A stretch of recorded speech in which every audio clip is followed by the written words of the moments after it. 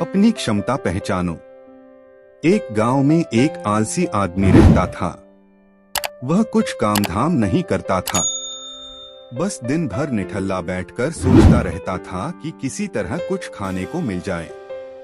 एक दिन वह यूं ही घूमते घूमते आम के एक बाग में पहुंच गया। वहां रसीले आमों से लदे कई पेड़ थे। रसीले आम देख उसके मुंह में पानी आ गया और आम तोड़ने वह एक पेड़ पर चढ़ गया। लेकिन जैसे ही वह पेड़ पर चढ़ा, बाग का मालिक वहां आ पहुंचा। बाग के मालिक को देख आलसी आदमी डर गया और जैसे तैसे पेड़ से उतरकर वहां से भाग खड़ा हुआ। भागते भागते वह गांव में बाहर स्थित जंगल में जा पहुंचा। वह बुरी तरह से थक गया था, इसलिए एक पेड़ के नीचे बैठकर सुस्ताने लगा। तभी उसकी नजर एक लोमड़ी पर पड़ी। उस लोमड़ी की एक टांग टूटी हुई थी और वह लंगड़ाकर चल रही थी। लोमड़ी को देख आलसी आदमी सोचने लगा कि ऐसी हालत में भी इस जंगली जानवरों से भरे जंगल में ये लोमड़ी बच कैसे गई। इसका अब तक शिकार कैसे नहीं हुआ। जिज्ञासा में वह एक पेड़ पर चढ़ गया और वहां बैठकर देखने लगा कि अब इस लोमड़ी के साथ आगे क्या होगा। कुछ ही पल बीते थे कि पूरा जंगल शेर की भयंकर दहाड़ से गूंज उठा, जिसे सुनकर सारे जानवर डरकर भागने लगे। लेकिन लोमड़ी अपनी टूटी टांग के साथ भाग नहीं सकती थी। वह वहीं खड़ी रही। शेर लोमड़ी के पास आने लगा। आलसी आदमी ने सोचा कि अब शेर लोमड़ी को मारकर खा जाएगा, लेकिन आगे जो हुआ वह कुछ अजीब था। शेर लोमड़ी के पास पहुंचकर खड़ा हो गया। उसके मुंह में मांस का एक टुकड़ा था, जिसे उसने लोमड़ी के सामने गिरा दिया। लोमड़ी इत्मीनान से मांस के उस टुकड़े को खाने लगी। थोड़ी देर बाद शेर वहां से चला गया।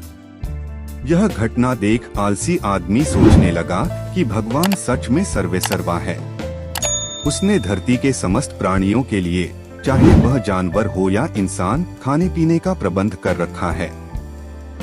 वह अपने घर लौट आया। घर आकर वह 2 से 3 दिन तक बिस्तर पर लेटकर प्रतीक्षा करने लगा कि जैसे भगवान ने शेर के द्वारा लोमड़ी के लिए भोजन भिजवाया था, वैसे ही उसके लिए भी कोई न कोई खाने पीने का सामान ले आएगा।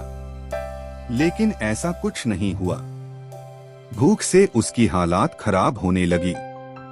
आखिरकार उसे घर से बाहर निकलना ही पड़ा।